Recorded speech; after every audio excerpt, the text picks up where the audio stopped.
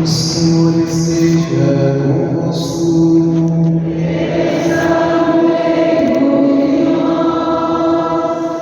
Proclamação do Evangelho de Jesus Cristo segundo Marcos.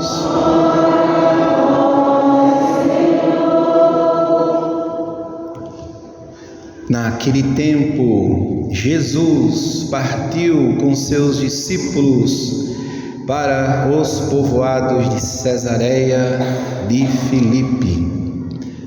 No caminho perguntou aos discípulos: que dizem os homens que eu sou? Eles responderam: alguns dizem que tu és João Batista, outros que és Elias, outros ainda que és um dos profetas. Então ele perguntou: e vós, quem dizeis que eu sou? Pedro respondeu: tu és o Messias. Jesus proibiu-lhes severamente de falar a alguém a seu respeito. Em seguida, começou a ensiná-los, dizendo que o Filho do Homem devia sofrer muito, ser rejeitado pelos anciãos, pelos sumos sacerdotes e doutores da lei. Devia ser morto e ressuscitar depois de 3 dias. Ele dizia isso abertamente. Então Pedro tomou Jesus à parte e começou a repreendê-lo. Jesus voltou-se e olhou para os discípulos e repreendeu a Pedro, dizendo: vai para longe de mim, Satanás. Tu não pensas como Deus, e sim como os homens. Então chamou a multidão com seus discípulos e disse: se alguém me quer seguir, renuncie a si mesmo, tome a sua cruz e me siga. Pois quem quiser salvar a sua vida vai perdê-la, mas quem perder a sua vida por causa de mim e do Evangelho vai salvá-la. Palavra da salvação. Glória a vós, Senhor. Caríssimos irmãos e irmãs, querida comunidade, os nossos irmãos que estão servindo aqui na liturgia, coroinhas, sacristão que tudo preparou, ministros, querido povo de Deus que viemos celebrar a missa de preceito dominical, 24º domingo do tempo comum. Amados, creio que a expectativa do nosso coração na Santa Missa é de que o sacerdote, ele é vítima ao adentrar na procissão de entrada, ao contemplar a Assembleia, fazendo vênia, inclinação de cabeça, a cruz, e também aquele que atrás dela, que é o sacerdote, vem atrás, é de que ele irá oferecer o sacrifício de Cristo. Ele vem com Cristo no altar para com ele morrer e ressuscitar. E essa grande beleza que a nossa fé católica tem, que é a Santa Missa, a Eucaristia, o alimento, o pão do céu, que é o próprio Jesus, de aproximar ou diminuir a distância que historicamente nós temos da cruz. Somos consolados ao nos aproximar da Eucaristia, porque a Eucaristia é cruz. Aqui nós vamos receber a força do sangue de nosso Senhor Jesus Cristo derramado na cruz, ao ser transpassado pela lança, em que nosso Senhor, por ser Deus, fez com que seu sangue fosse derramado em primeiríssimo lugar e depois a água, para que fôssemos lavados, purificados dos nossos pecados e o inimigo de Deus não tivesse força sobre nós, uma vez que o inimigo de Deus tenta e zomba de Jesus quando um filho, filha sua peca. Ele zomba porque de nada valeria o sacrifício de Jesus se os pecadores, os homens e mulheres, eles não se convertem a Deus. Então Jesus, ele decide derramar o seu sangue para que em todas as missas, estando devidamente preparados e de uma vez por todas, é claro, fôssemos salvos pelos méritos de nosso Senhor Jesus Cristo, e ainda nos lavar das impurezas do mundo, que é o segundo inimigo de Deus, e ainda derramar sobre nós o seu Espírito, para que não caiamos em tentação. E rezamos, e ainda Jesus nos ensinou no Pai Nosso: e não nos deixeis cair em tentação, mas livrai-nos do mal, dos inimigos de Deus, que são a carne, o mundo e o próprio demônio, que, se aproveitando dos pecados, aprisiona no mundo os homens, tentando a cada um. Então, por isso, amados, que nós viemos nos alimentar de Deus, de Cristo, na Santa Missa. Queridos irmãos e irmãs, neste Evangelho, nosso Senhor Jesus, ele está um pouco distante da Terra Santa.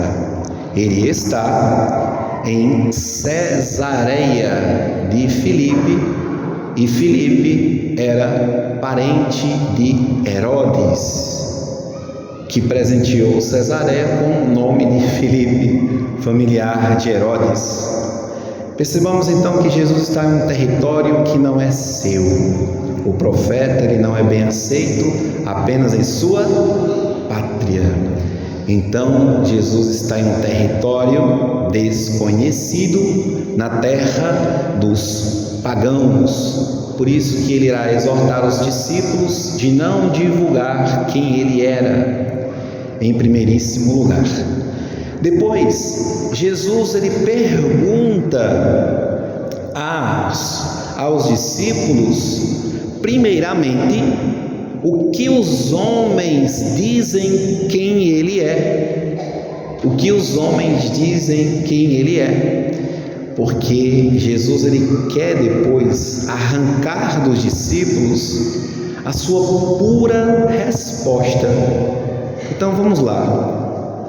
Vocês, o que dizem os homens a meu respeito? E aí os discípulos vão dar o testemunho do que os outros falam, né? Então, dizem, e cada resposta muito superficial, muito vaga. Dizem que és João Batista, dizem que és Elias, dizem que é um dos profetas aí que está passando aí, bombando, fazendo milagres, curando, enfim, multiplicando pão, peixe. Então, respostas muito vagas. Amados, agora Jesus vai perguntar àquele que será o chefe da igreja, a Pedro: e tu, quem dizeis que eu sou? Em Mateus a gente encontra uma resposta mais alongada: tu és o Messias, tu és o Filho de Deus. Então, amados, Pedro ele responde assim, porque ele tem uma graça, uma iluminação de Deus, de perceber em Jesus muito mais do que a grande multidão percebia, muito mais do que um profeta. Certamente não é João Batista, porque Pedro, por exemplo, de João Batista era discípulo e sabia que João Batista já tinha dado, e sabia que João Batista já tinha dado testemunho da sua vida quando testemunhou diante de Herodes o seu pecado de adultério com a sua enteada e deu a vida por Jesus, pela causa do reino, pela causa do reino de Deus. Amados, nosso Senhor Jesus, então, depois da resposta de Pedro, começa a falar abertamente como seria o seu testemunho. E ele vai dizer que o Filho do Homem vai sofrer muito, rejeitado pelos anciãos, pelos sumos sacerdotes, doutores da lei, vai ser morto. E Pedro então repreende: mestre, chega aqui. E começa a repreender Jesus. Senhor, e não precisa disso tudo. Eu queria que o Senhor, quando cumprisse sua missão, o Senhor descansasse em paz, e não desse jeito, com tanto sofrimento. Não precisa disso. E quantas vezes nós, como cristãos, quando a gente vê um testemunho mais forte, não precisa disso não, Para que isso? Que coisa, não precisa disso. Mas mulher, sexta-feira, dia de jejum, a gente faz só uma refeição, não toma café, não almoça, aí lá para a noite uma sopinha rala, e aí a gente faz abstinência de carne. Não precisa disso não. 2024, o mundo mudou. Então, amados, se não precisasse de a gente viver o sentido cristão da nossa fé e renunciarmos aos movimentos interiores das paixões humanas, então, para que serve São Sebastião? Precisa disso não? Para quê? Sim ou não? Ali está um testemunho bonito de uma fé. Então, amados, o que é que Jesus fala para Pedro? Qual foi a resposta de Jesus para Pedro? E se vocês pensam que Jesus chamou Pedro no cantinho e foi reclamar com ele, Jesus voltou-se, olhou para os discípulos, ou seja, na frente de todo mundo, repreendeu a Pedro. E foi o que nosso Senhor Jesus disse: vai para longe de mim, Satanás. A tradução significa assim: vai para trás de mim. E quando a gente entra com a cruz processional, eu sempre lembro disso: andar atrás de Jesus. Eu não quero nunca ir na frente dele. Ele tem que ir na frente e eu vou atrás. E também eu sempre lembro da Arca da Aliança no Antigo Testamento, que Deus escreveu os mandamentos da lei de Deus numa pedra escreveu 3 mandamentos: guardar domingos, dias santos, honrar o nome de Deus, não chamar o santo nome de Deus em vão, amar a Deus sobre todas as coisas. E na segunda pedra, os outros 7 mandamentos: honra pai e mãe, não matar, não pecar contra a castidade, não furtar, não levantar falso testemunho, não desejar as coisas alheias e a mulher do próximo. E 10 mandamentos. E que Moisés colocou estas 2 pedras dentro de uma arca bem bonita, uma urna bonitona, e o povo sempre andava atrás da arca ali, para dizer que na frente da nossa caminhada tem que estar sempre os mandamentos da lei, os 10 mandamentos. Amados, por que então acontecem problemas, situações na sociedade, na família? Talvez não será porque não estão andando atrás de outros mandamentos que não são os da lei de Deus? Será que é porque estão colocando objetos, coisas, pensamentos e outras coisas na frente, na vida, e correndo atrás? Domingo, dia do Senhor. Filho, você vai à missa todo domingo? Padre, às vezes os meus pais não vão e eu também não vou. Mas, querido, como é que você vai fazer sua primeira comunhão? Para quê? Se não for para vir na missa todo domingo, não precisa fazer. Porque depois que fizer, faltar a missa no domingo é pecado mortal. Contra qual mandamento? 3º mandamento. Porque guardar o domingo é participar do momento mais apaixonado da vida de Jesus. Para que a gente ame a Ele, eu preciso ir para um lugar, em um momento em que eu sou muito amado por Deus, que é a Santa. Aí eu fico olhando o relógio: meu Deus, essa missa aqui não termina, essa demora, o padre era para fazer só uma bênção bem ligeira e foi para a praça lanchar, né? Mas é o momento em que Deus está nos amando. Como é que eu vou amar Ele em primeiro lugar, se eu não vou participar do momento presente, em que a cruz ela está sendo vivida hoje, nesse momento? E Ele que está derramando seu sangue precioso, nos lavando com a água e nos purificando as impurezas do mundo. Ele que está nos agora derramando o seu Espírito sobre nós, para nos preservar das tentações da carne, nos livrando disto.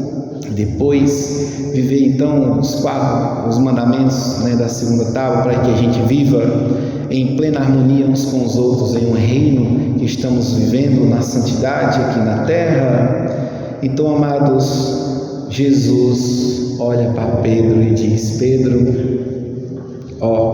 teu lugar onde é, passa, vai, passa para trás. Se tu quer ser meu discípulo, leva a tua cruz, renuncia, diz nosso Senhor Jesus, a si mesmo e me siga, pois quem quiser salvar a sua vida vai perder, quem perder sua vida por causa de mim vai ganhá-la, salvá-la. Mas Pedro não entendeu a história. Quando Cristo foi preso, o que foi que Pedro fez? Renunciar a si mesmo significa renunciar totalmente. Aí Pedro pegou e foi renunciar a Jesus. Tu conhece? Não conheço. Tu conhece? Não conheço. Eu não. E o galo cantou depois da negação de Pedro. Agora, o movimento psicológico de Pedro foi bonito, porque ele se arrependeu imediatamente. E aquela fórmula de negação ele tomou para si. Agora eu entendi. viverei a minha vida renunciando totalmente a mim mesmo. Do jeito que eu neguei Jesus, totalmente, eu nunca mais farei isso na vida. Eu prometo, com a vossa graça, não mais pecar. Ato de contrição. Então, amados irmãos e irmãs, o Evangelho deste domingo, ele é belíssimo e ele inspira-nos a renunciar a nós totalmente. E quando renunciamos aos movimentos emotivos, afetivos que há em nosso coração, abrimos um espaço maravilhoso para Deus entrar e nos amar e transbordar este amor que neste momento, na Santa Missa, estamos recebendo de nosso Senhor Jesus. E desejamos então amar a missa, viver a missa com este espírito sacrificial. Eu venho para a missa, para morrer com Cristo, para dar sentido às minhas renúncias diárias, dele me alimentar e dizer: Senhor, eu sou teu irmão, eu estou te seguindo, tu és a minha lei, estás na minha frente, tu és não a antiga, mas a nova e eterna aliança, como aquela arca.